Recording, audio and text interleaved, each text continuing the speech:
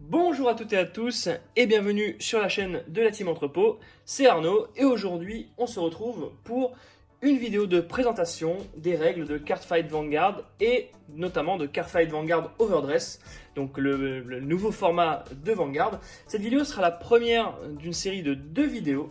Alors dans celle-ci on va vous présenter un peu, je vais vous présenter un peu les bases du jeu, à savoir le terrain pour pouvoir vous repérer un peu sur l'espace de jeu, les cartes, comment lire une carte, les différents types de cartes qui composent un deck Vanguard, et le gameplay de base du jeu. Comment est-ce qu'on gagne, quel est le but du jeu, quel est le principe, quelle est vraiment la spécificité de gameplay de Vanguard, sans trop rentrer dans les détails.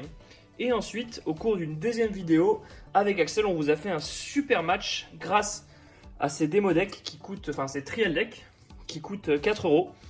Et donc on a fait un match qu'on a un peu commenté pour vous montrer plus en profondeur et en action le gameplay de Cardfight Vanguard. Mais tout de suite on va commencer par le but du jeu, donc comment ça se joue Cardfight Vanguard, et on va notamment parler tout de suite de l'espace de jeu. Donc parce que là vous voyez différents cercles, vous pouvez peut-être un peu être perdu. Donc Cardfight Vanguard c'est un jeu de cartes en 1v1, donc comme n'importe quel autre JCC, jeu de cartes à collectionner, dont le but est d'avoir un Vanguard. Donc c'est ce qui donne son nom au jeu, qu'on va placer ici donc en cercle de Vanguard. C'est l'unité qui vous représente dans le monde de Cray, qui est le monde des unités de Vanguard. Et donc vous voyez que notre Vanguard au début de la partie, donc il est au milieu du terrain, entouré de plein d'autres cercles. Et donc au début de la partie, notre Vanguard est assez faible. Il a un grade 0, il a 6000 de puissance, ce qui est pas très puissant. Et le but du jeu, ça va être de le faire évoluer au cours de la partie. C'est-à-dire qu'à chaque tour, on pourra placer depuis le raid deck des cartes qui ont un grade supérieur et une puissance supérieure à Vanguard. Donc en gros, on va le faire évoluer tant en termes de grade qu'en termes de puissance. Donc à chaque tour, je vais placer par exemple mon grade 1 par au-dessus de mon grade 0, puis au tour d'après, mon grade 2 par au-dessus de mon grade 1, puis enfin, mon grade 3 qui est le grade maximal du Vanguard. À quoi ça va servir de faire évoluer le Vanguard? Tout simplement déjà, le Vanguard va gagner en puissance, mais surtout, plus votre Vanguard va devenir puissant, plus il va devenir influent dans le monde de Cray. C'est-à-dire que plus on va le faire évoluer, plus on va avoir la possibilité d'appeler ses alliés sur les cercles adjacents, donc qui s'appellent les cercles de rearguard. Et pourquoi est-ce qu'on a envie de faire ça? Tout simplement parce qu'on a envie d'aller attaquer le Vanguard de notre adversaire avec nos cartes. Et quand l'un des Vanguards est touché, on prend un dommage, c'est-à-dire qu'on met une carte du dessus de notre deck en damage zone, et le premier qui arrive à 6 dommages perd la partie. Donc c'est aussi simple que ça, mais vous verrez qu'il y a quand même pas mal de petites subtilités. Alors comment ça fonctionne? C'est très simple. Vous pouvez jouer n'importe quelle carte depuis votre main pour aller attaquer le Vanguard adverse qui a un grade inférieur ou égal au grade de votre Vanguard. Donc là, comme je suis au grade 3, je peux à peu près tout jouer. Et donc du coup, je peux appeler des cartes qui vont tout simplement aller attaquer le Vanguard adverse. Et vous, quand votre Vanguard va être attaqué, vous pouvez utiliser des cartes de votre main que vous allez placer en cercle de défense pour vous défendre. La valeur d'attaque des cartes est indiquée ici, et la valeur qu'on va utiliser lorsqu'ils seront placés en cercle de garde est indiquée ici. Donc Vanguard est un jeu de ressources, c'est-à-dire que vous allez devoir gérer quand poser des cartes pour aller attaquer le Vanguard de votre adversaire et quand ou quoi garder dans votre main pour vous protéger des attaques du Vanguard de l'adversaire. Donc c'est un jeu qui est assez stratégique. Une fois que vous avez posé une ressource pour attaquer, celle-ci n'est plus dans votre main et ne peut donc plus vous servir pour défendre. Et donc c'est tout l'intérêt du jeu, tout ce qui fait pour moi le sel de Vanguard, c'est savoir gérer au mieux ses ressources, grappiller les ressources de votre adversaire pour remporter la partie. Vous voyez aussi que le terrain se compose principalement de 2 lignes et 3 colonnes. Donc la première ligne tout d'abord, c'est ce qu'on appelle la front row, ou la première ligne tout simplement en français, la ligne avant. C'est la ligne sur laquelle on va trouver toutes les cartes qui vont pouvoir attaquer. Et enfin, ensuite on a la back row, ou la ligne arrière, c'est la ligne sur laquelle on va mettre toutes ces cartes là, qui ont cette petite icône là, donc qui est le boost. Et donc ces cartes, elles vont pouvoir, lors de l'attaque, donner leur puissance à la carte qui est à l'avant. C'est-à-dire que ça va être principalement des cartes de support qui vont vous permettre de déclencher des attaques plus puissantes que si l'unité en avant tapait toute seule. Ça, vous verrez ça dans la vidéo de gameplay, mais c'est une petite subtilité. Souvenez-vous que La ligne avant, c'est la ligne des attaquants, et la ligne arrière, c'est la ligne des cartes qui vont booster. Alors comment ça se passe pour attaquer? C'est très simple, on va sélectionner une carte, une par une carte sur notre front row, qu'on va incliner pour déclarer une attaque, et on va aller cibler une carte sur la front row de l'adversaire qu'on va attaquer. Donc ça peut être un rearguard, ça peut être votre vanguard qui attaque, ou ça peut être un autre rearguard qui, comme il a un boost derrière, on va incliner le boost également, et la puissance des deux va se cumuler. Donc là, vous voyez, on a une attaque faible avec un rearguard, une attaque du vanguard, et une attaque boostée, mais ça, on aura l'occasion, je passe très vite dessus parce qu'on aura l'occasion de le revoir avec la vidéo de gameplay. Dans les zones que vous ne voyez pas à l'écran, on a aussi le Ride Deck qui se situe quelque part par là. C'est un petit deck de 4 cartes dans lesquelles on met les cartes qu'on a envie de rider, c'est-à-dire les cartes les évolutions privilégiées de notre Vanguard. Donc vous voyez qu'on a du grade 0, 1, 2, 3. Enfin ici on a l'Order Zone, on va voir tout de suite que c'est les orders et c'est ici qu'on va les jouer. La zone de dommage, enfin les cartes qu'on va prendre en dommage. Et enfin la Drop Zone, la zone où vont les cartes une fois qu'elles quittent le terrain tout simplement.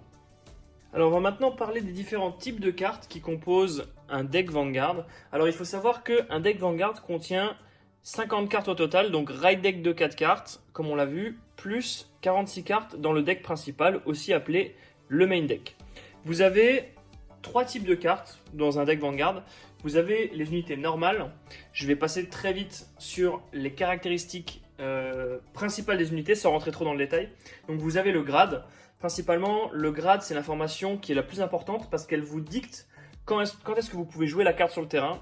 Il faut que la carte que vous vouliez jouer ait un grade inférieur ou égal à celui de votre Vanguard. Par exemple, là, Mareyu est de grade 2 sur mon terrain. Je ne peux donc pas jouer Nirvana depuis ma main puisque son grade est supérieur à Mareyu. Par contre, si je veux, je peux jouer Rhino depuis ma main qui est de grade 1. Comme Mareyu est de grade 2, je peux tout simplement la poser sur le terrain. Ensuite, on a une icône sous le grade qui est une capacité spécifique au grade. Donc les grades 0 et 1 ont l'icône Boost, les grades 2 ont l'icône Intercept et les grades 3 ont l'icône Twin Drive. Ça, on en reviendra plus en détail dans la vidéo de gameplay, vous comprendrez peut-être plus facilement. Sans oublier la valeur de shield, donc c'est cette valeur qu'on va regarder lorsqu'on va se servir d'une carte comme gardien, qu'on va la placer en guard zone et qu'on va s'en servir pour défendre. Ensuite, on a le nom de la carte. Ça c'est assez basique. On a ensuite sa puissance offensive. On a le critical, qui est le nombre de dommages qu'elle inflige au Vanguard adverse si son attaque atteint sa cible. Donc quand vous attaquez avec une carte sur le Vanguard adverse, le critical vous donne le nombre de dommages que vous infligez si l'attaque réussit tout simplement. Vous avez la nation à laquelle elle appartient, parce que c'est très important. Vanguard est un jeu qui se joue en fonction des nations. Donc là, le deck que je vous montre, c'est du Dragon Empire, mais il existe 6 nations en tout, et vous ne pouvez pas les mélanger. Par contre, vous pouvez jouer toutes les cartes de toute la nation ensemble. Donc ça, c'est une information très importante à prendre en compte. Et ensuite, vous avez l'effet de la carte, tout simplement. Ensuite, on a l'icône du Persona Ride, une nouvelle mécanique amenée avec Overdress, dont on verra les spécificités quand on va passer à la vidéo de gameplay. On a ensuite les unités trigger. Donc les unités trigger, c'est un peu comme des unités normales, à une différence près, c'est que elles ont en bas de la carte un bord jaune, donc qui les distingue des unités normales, et surtout, elles ont une petite icône en haut à droite de la carte. Vous verrez que quand votre Vanguard attaque, vous pouvez révéler la carte du dessus de votre deck, c'est ce qu'on appelle un drive check, et si vous révélez une icône trigger, va y avoir un effet qui va s'appliquer durant le combat entre votre Vanguard et une autre unité tout simplement. Alors, on a 5 types de triggers, pardon. On a le heal qui vous permet de vous soigner, on a le critical qui vous permet d'infliger plus de dommages, on a le draw qui vous permet de piocher une carte, on a le front qui va booster toute votre ligne d'attaque, et on a l'over trigger qui est un trigger un peu spécial puisqu'il donne 100 millions de puissance à l'une de vos unités et un effet additionnel si il est révélé. C'est en quelque sorte un super trigger qui ne peut être joué qu'une seule fois dans le deck et qui va venir vraiment pimenter vos parties. Information importante concernant les triggers, il y a un nombre fixe de triggers dans chaque deck, c'est-à-dire que vous ne pouvez avoir que 16 triggers dans chaque deck, pas plus, pas moins. Par contre, vous pouvez jongler un peu comme vous voulez. Si vous voulez jouer plus de crit, vous pouvez jouer plus de crit. Si vous voulez jouer plus de draw, vous pouvez jouer plus de draw. Par contre, le nombre de heal est limité à 4 également. Donc, vous pouvez vraiment jouer le line-up de triggers que vous souhaitez en restant dans les normes qui sont indiquées, à savoir 4 îles maximum et 16 triggers, pas plus. Enfin, le dernier type de cartes, c'est les cartes Order. C'est un peu comme des cartes magie à Yu-Gi-Oh! C'est-à-dire qu'elles ont un bord en bas bleu, c'est à ça qu'on les reconnaît, et on les joue en les plaçant tout simplement dans l'Order Zone. Et on va appliquer tout simplement leurs effets lorsqu'elles sont jouées. Donc c'est pas des cartes qui peuvent être placées sur le terrain, elles ont un grade qui dicte quand est-ce qu'on peut les jouer ou non, et on va simplement les placer sur le terrain pour les jouer et appliquer leurs effets. Il y a 3 types d'orders. On a les orders normaux, donc on les joue, on applique leurs effets. On a les orders 7, donc quand on les place, ils restent sur le terrain pendant toute la partie. Et on a les blitz, qui sont des cartes qu'on peut jouer durant le tour adverse lorsqu'on veut se défendre. Donc ça, c'est assez cool. Voilà, c'est tout pour moi pour cette première vidéo. J'espère qu'elle vous aura été utile. Ça fait beaucoup d'informations à digérer pour une première vidéo, donc je vous laisse la re-regarder peut-être une fois pour vous remettre les informations dans l'esprit avant d'enchaîner sur la deuxième vidéo qui sortira dans la foulée et dans lequel on vous montre vraiment un match dans lequel on vous montre les mécaniques de gameplay de Cardfight Vanguard Overdress.